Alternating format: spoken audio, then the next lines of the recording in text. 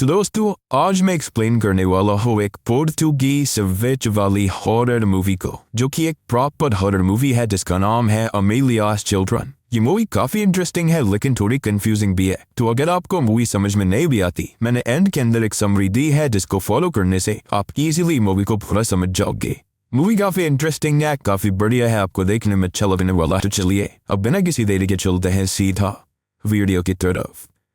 कहानी की शुरुआत में हम अमेलिया नाम की एक लेडी को देख पाते हैं जो कि अपने 2 छोटे बच्चों के साथ एक बड़े से मेंशन में अकेली रहती है। अब अमेलिया अपने बच्चों को दूध पिलाने लगती है, लेकिन इससे पहले वो दूध के अंदर कुछ ड्रॉप्स किसी केमिकल कर डालती है। तभी वो अपने एक बच्चे को लेकर कमरे से बाहर चली जाती है। जितने में ही एक औरत और एक आदमी आकर अमेलिया के दूसरे बच्चे को, जो कि उस कमरे के अंदर था, उसको किडनैप कर लेते हैं। वो लेडी उस बच्चे को लेकर मेंशन से बाहर आ जाती है और अपने कार में बैठ जाती है। वो अमेलिया के दूसरे बच्चे को किडनैप करने के लिए जाने लगता है, जिस दौरान वो उसे किडनैप भी कर लेता है। लेकिन तभी अमेलिया ये सब देख लेती है। वो समझ जाती है कि उसके दोनों बच्चे किडनैप हो चुके हैं और वो उस आदमी के पीछे भागने लगती है। अब इसी दौरान बीच में हम नोटिस करते हैं कि अचानक से ही अमेलिया की आंखों का जो रंग होता है, यानी कि जो आंखों की पुतली होती है, वो पूरी तरह से सफेद पड़ जाती है। जिसके बाद वो और भी तेजी से भागने लगती है, जैसे कि उसमें अचानक से कोई अलग से शक्ति आ गई हो। वहीं अब दूसरी तरफ वो लेडी समझ जाती है कि वो आदमी अब नहीं आने वाला और उसे इस बच्चे को अकेले यहाँ से ले जाना पड़ेगा। जिसके बाद वो कार को शुरू कर देती है और तभी हम ये देखते हैं कि अमेलिया तेजी से भागते हुए उसकी कार का पीछा कर रही थी और उसके हाथ में उसका बच्चा भी होता है, यानी कि उसने उस आदमी से अपना बच्चा छीन लिया था, जिसे देख वो औरत बहुत डर जाती है।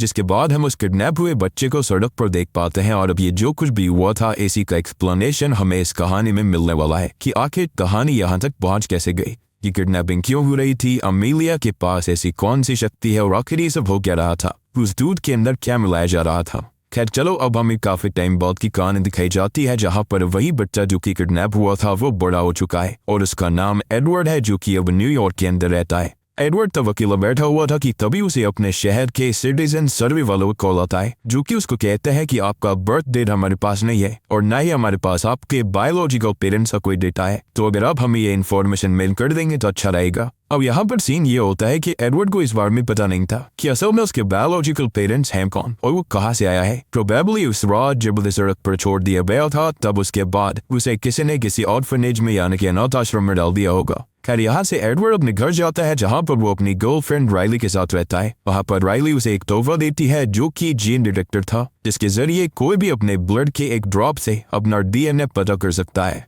और वर्ल्ड वाइड उसके डीएनए कहाँ पर मैच हो रहे हैं उसका भी पता चल सकता था। राइली को ये बात भी पता होती है कि एडवर्ड सालों से अपने परिवार को ढूंढने की कोशिश कर रहा था और इसी वजह से उसने ये तोहफा उसको दिया। अब आगे उसी रात एडवर्ड को उस डीएनए डिवाइस के ऐप से ये मैसेज आता है कि उसका डीएनए मैनुअल लॉन्ग के एक पुर्तगीज लड़के से मैच हुआ है। खैर अब इसी वक्त से कमरे के कोने में एक भूतिया परछाई दिखाई देती है, लेकिन अगले ही पल वो भूतिया परछाई वहां से गायब हो गई थी और एडवर्ड को लगता है कि ये बस उसका एक हेलुसिनेशन था। अब अगली सुबह एडवर्ड को खुद सामने से मैनुअल का मैसेज आता है, जिससे कॉल पर बात करने पर उसको पता चलता है कि वो तो असल में उसका ही भाई है जिससे वो बचपन में बिछड़ गया था। जिसके बाद एडवर्ड बिना समय गवाए राइली के साथ पोर्टोविल के लिए निकल जाता है और वहां से मैनुअल के बताए गए लोकेशन पर जाने लगता है। जिस बीच रास्ते में वो एक कपल से उस लोकेशन के बारे में पूछते हैं जहां पर वो जा रहे थे और वो उन्हें उस मेंशन का भी फोटो दिखाते हैं जो कि उस लोकेशन पर था। पर किसी वजह से वो कपल मेंशन को देखते ही थोड़े डर जाते हैं और गुस्से में दोनों को वहां से जाने के लिए कहते हैं। जिसके बाद ये दोनों वहां से निकल जाते हैं और कुछ ही समय के बाद में ये दोनों मेंशन पहुंच गए थे,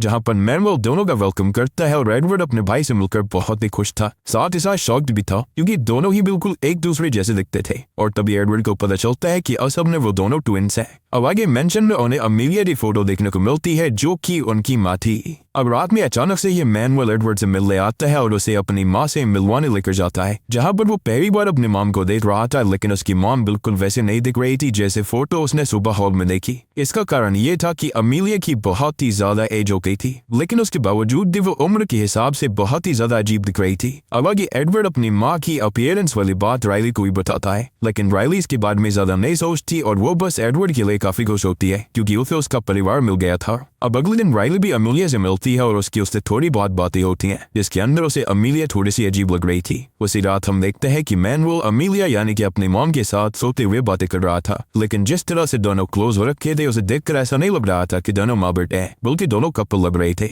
उसी रात जब राइली उनके रूम के करीब से गुजर रही होती है तब वो वहां पर रुककर दोनों की बातें सुनने लगती है। हालांकि राइली को पुर्तगीज नहीं आती थी, इसलिए वो अपने फोन में वॉइस ट्रांसलेटर ओपन करके दोनों की बातों को रिकॉर्ड करती है, जिस दौरान वो बड़ी अजीब बात सुनती है, जैसे कि मैनुअल के बच्चे होंगे और फिर अमीलिया मैनुअल को अपना मेन बेटा चुनेगी, जिसके बाद अमीलिया फिर से यंग हो जाएगी। ये बात बहुत ही ज्यादा अजीब थी। इतनी ज्यादा क्रीपी की क्या बोला जा रहा था। तभी अमीलिया मैनुअल से ये कहती है कि राइली बाहर खड़ी होकर उनकी बातें सुन रही है, जो कि बहुत ही शॉकिंग था कि अमीलिया को ये बात कैसे पता चली। तभी राइली ये बात सुनते ही अपने रूम में भागकर आ जाती है और फिर ये बातें वो एडवर्ड को बताते हुए कहती है कि मुझे नहीं लगता कि अमीलिया और मैनुअल माँ बेटा है, बल्कि वो कपल लग रहे हैं। जिस पर एडवर्ड ज्यादा ध्यान नहीं देता क्योंकि उसे लग रहा था कि राइली को कुछ गलत फहमी हुई होगी।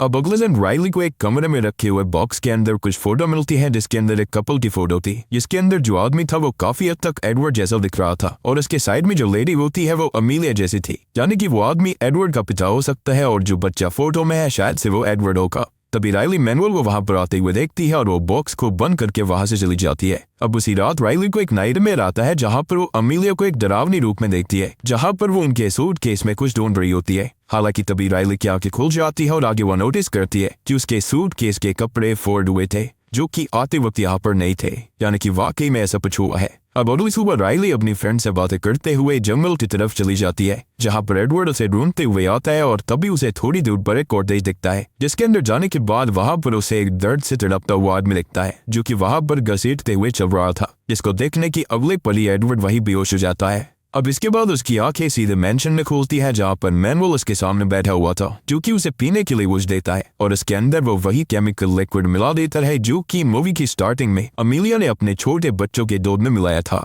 जिसे पीने पर एडवर्ड खुद पर से कंट्रोल खोने लगता है और हम देखते हैं कि मैनुअल की आंखें बिल्कुल वाइड हो गई थी, जैसे कि मूवी की शुरुआत में अमीलिया की हुई थी। मैनुअल फिर कुछ पावर्स की हेल्प से एडवर्ड को नाइटमेयर्स देने लगता है, जिससे कि एडवर्ड को अपने सामने मैनुअल की जगह राइली दिखने लगती है और इससे वो बहुत ही ज्यादा डर जाता है। इसके बाद मैनुअल इसको संभाल भी लेता है। अब आगे जब एडवर्ड अपने कमरे में आता है तब राइली पुर्तगीज विच के बारे में पढ़ रही थी, जो कि अपने बच्चों को कंज्यूम करके वापस यंग यानी कि जवान हो सकती थी। राइली अब एडवर्ड से यहाँ से चलने के लिए कहती है क्योंकि उसे यहाँ पर कुछ भी सही नहीं लग रहा था, लेकिन सरप्राइजिंगली एडवर्ड बिल्कुल यहाँ से जाना नहीं चाहता था। वो उल्टा राइली पर गुस्सा करता है, जो कि उसके लिए भी शॉकिंग होता है, जिससे कि राइली गुस्से में मेंशन से कुछ देर के लिए बाहर निकल जाती है, जहां पर बाहर उसे वही लेडी मिलती है जिससे उसने आते वक्त इस मेंशन का रास्ता पूछा था, जो कि राइली को देखते ही उसे अपने साथ घर लेकर जाती है, जहां पर वो राइली को पुर्तगीज में कुछ कह रही होती है, जिसे समझने के लिए राइली वॉइस ट्रांसलेटर ऑन करती है और फिर जो बातें राइली को पता चलती है उनसे वो बहुत ही ज्यादा शॉक्ड हो जाती है।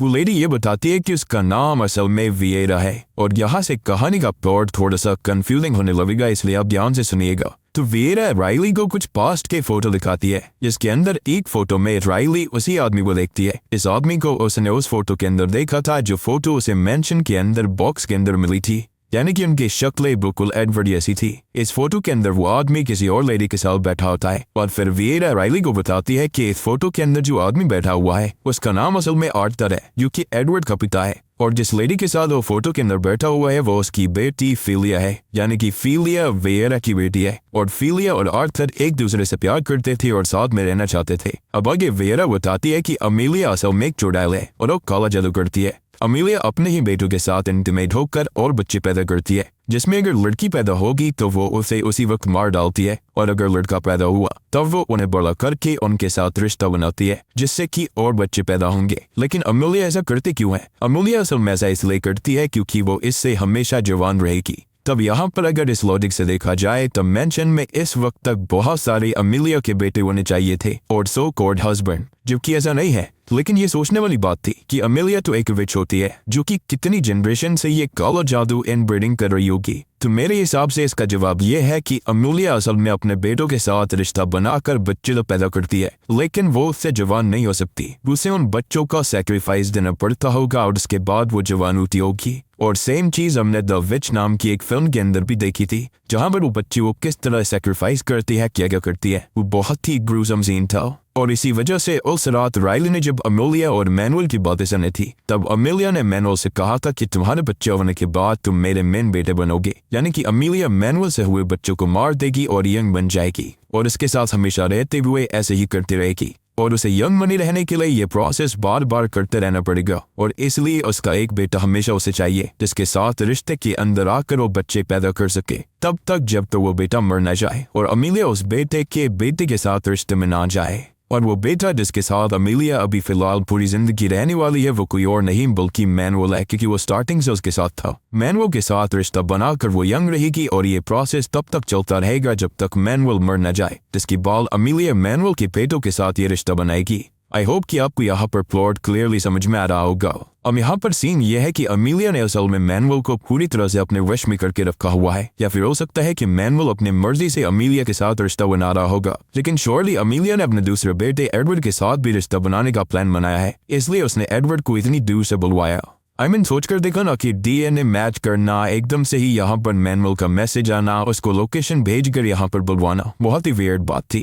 अब मैं यहाँ पर और भी बातें आपसे क्लियर करता हूँ कि अमेलिया का बेटा है आर्थर और उसके साथ रिश्ते में आकर अमेलिया ने जन्म दिया था एडवर्ड को। अब यहाँ पर हमको ये नहीं बताया गया है कि मैनुअल भी आर्थर का ही बेटा है, पर ऐसा भी हो सकता है कि अमेलिया के उस वक्त पर आर्थर के अलावा भी कोई बेटा होगा और मैनुअल उसी का ही बेटा हो, या फिर ये हो सकता है कि मैनुअल एडवर्ड का ही बेटा हुआ, या फिर दोनों ट्विंस हो सकते हैं। हालांकि दोनों ही तरह से एडवर्ड और मैनुअल भाई होते हैं। अब यहाँ पर हमें कई और चीजें जानने के लिए मिलती है कि मूवी की शुरुआत में एक आदमी और एक औरत जो कि अमेलिया के बच्चे को किडनैप करने आए थी वो असल में आर्थर और फिलिया ही थे। उस वक्त आर्थर अपने बेटे को अमेलिया के पास से छुड़ा कर फिलिया के साथ कहीं और जिंदगी बिताना चाहता था, लेकिन उस रात अमेलिया ने उसको पकड़ लिया और प्रोबेबली उसे उस मेंशन के अंदर कहीं कैद कर दिया, जिसके बाद उसने फिलिया को मार दिया होगा क्योंकि फिलिया आज तक घर नहीं लौटी। अब माइट भी यहाँ पर ऐसा हुआ होगा कि फिलिया बच्चे को लेकर अपने डेस्टिनेशन पर पहुंच गई होगी, लेकिन अमेलिया वहां पर आ गई। ऑब्वियस सी बात है वो एक विच है, इसलिए वो इतनी तेज भाग पा रही थी और उसकी आंखें सफेद भी इसलिए हुई थी। इसके बाद फिलिया ने बच्चे को तो अमेलिया से बचा लिया होगा, लेकिन इसमें उसे अपनी जान गंवानी पड़ी। और यहाँ पर मैं आपको बताना चाहूंगा कि जिस आदमी को एडवर्ड ने उस कॉटेज के अंदर देखा था वही आर्थर था, जिसे अमेलिया ने अब तक मेंशन के अंदर कैद करके रखा है। यहाँ पर एक और बात हमको पता चलती है कि जो फोटो राइलिंग ने मेंशन के अंदर उस बॉक्स में देखी थी, उस फोटो के अंदर जो आदमी है असल में वो आर्थर नहीं है बल्कि आर्थर का पिता है और मैनुअल और एडवर्ड का दादा,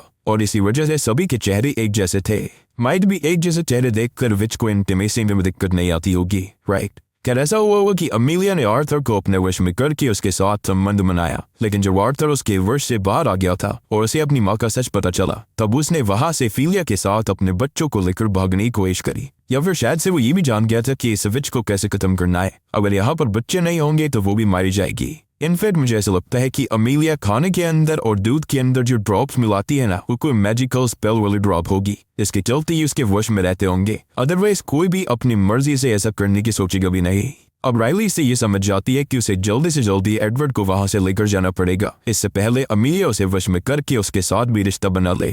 जिसके बाद राइली मेंशन की तरफ जाने लगती है कि तभी वो ये देखती है कि मैनुअल ने उनकी कार के आगे के रास्ते को ब्लॉक करके रखा है, यानी कि वो उन्हें जाने देना नहीं चाहता। अब राइली फिर एडवर्ड को लेकर वियरा के घर जाती है ताकि वो उसको सच बता पाए, जहाँ पर वो तो नहीं होती, लेकिन तब भी वो उसे कुछ फोटोज दिखाकर और सारा सच बताकर काफी हद तक कन्विंस कर लेती है कि उन्हें यहाँ से जल्दी चले जाना चाहिए, जिसके लिए एडवर्ड मान जाता है। और राइली को उस डीएनए डिवाइस से मैसेज आता है कि एडवर्ड के डीएनए में उन्हें इनब्रीडिंग के साइंस मिले हैं, यानी कि वियरा की बताई हुई बातें पूरी तरह से सच थी। तभी होता यह है कि जो राइली और एडवर्ड होते हैं वो किसी वजह से अलग हुए थे, जहां पर एक तरफ तो मैनुअल राइली को मारने आता है क्योंकि उसको सारा सच पता चल गया था, लेकिन तभी राइली वियरा की डेड बॉडी को देखती है जिसको मैनुअल ने मारा था। तभी हम अमेलिया को देख पाते हैं जो कि एडवर्ड को अपनी शक्ति से हेलुसिनेशन में डाल देती है और उसके साथ में इंटीमेट होने लगती है, और एडवर्ड को ऐसा फील हो रहा था जैसे कि वो राइली के साथ है। तभी राइली वहां पर आ जाती है और वो छुप कर एडवर्ड और अमेलिया को इंटीमेट होते हुए देख लेती है। जिस वक्त अमेलिया किसी चुड़ैल से कम नहीं लग रही थी,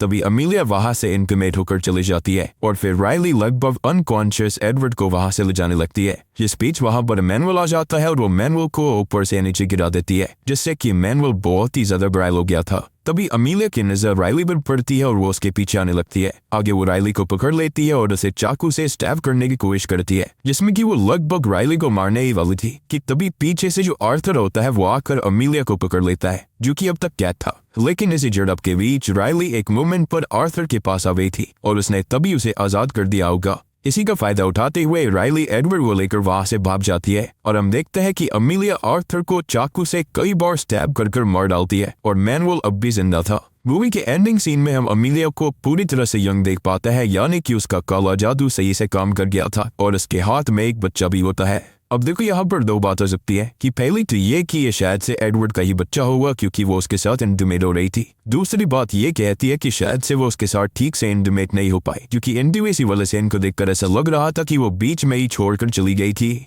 और उसने ये बात भी बोली थी कि मैनुअल ही उसका मेन बेटा रहेगा। तो मेरे हिसाब से ये मैनुअल का ही बच्चा हो सकता है। आई मीन यहाँ पर कुछ भी हुआ हो, लेकिन अल्टीमेटली ये विच कामयाब हुई एक बच्चे को जन्म देने में।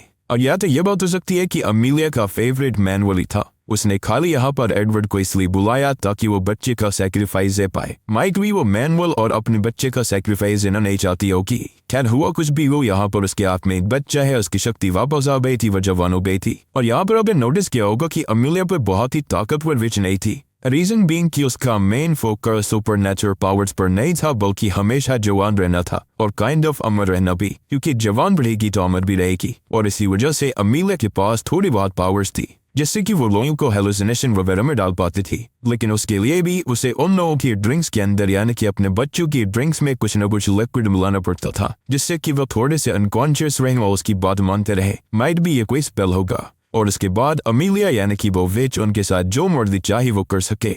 और बूम, इसी के साथ में ये मूवी यहीं पर खत्म हो जाती है। तो दोस्तों ये थी अमीलिया's चिल्ड्रन फिल्म की कहानी। तो देखो सिंपल सी कहानी है, इसके अंदर एक पोर्तुगीज विच होती है जो कि जवान रहने के लिए अपने ही बच्चों के साथ में इंटीमेसी करती है, या फिर ये कहे कि किसी एक व्यक्ति के साथ उसने इंटीमेसी करी जिसके बाद उसको कोई बच्चा पैदा हुआ और उसने उसको अपने वश में किया। दूध के अंदर वो ड्रॉप्स मिलाया करती थी, स्पेल को मिलाया करती ताकि बच्चा बड़ा हो जाए, उसके साथ में वो इंटीमेट होती रहेगी जिसके चलते उसे और बच्चे होंगे और उसको शक्ति मिलती रहेगी। माइट भी वो एक दो का सैक्रिफाइस दे दिया करती होगी।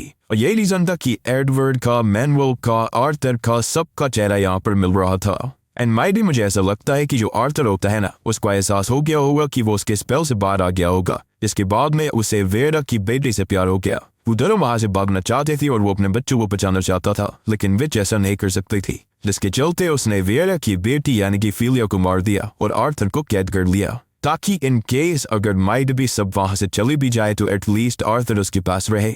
इस विच को खाली इंटीमेसी चाहिए थी और इसके लिए वो किसी भी हद तक जा सकती थी और यही इस मूवी का मेन मोटिव है। स्टार्टिंग में हमने जिस कपल को देखा वो आर्थर और फिलिया ही थे। तो उम्मीद करता हूँ कि अब आपको ये कहानी पूरी की पूरी अच्छे समझ में आ गई होगी। समझ में आ गई है तो वीडियो को लाइक कर देना, चैनल के ऊपर नए हैं तो सब्सक्राइब कर लीजिए।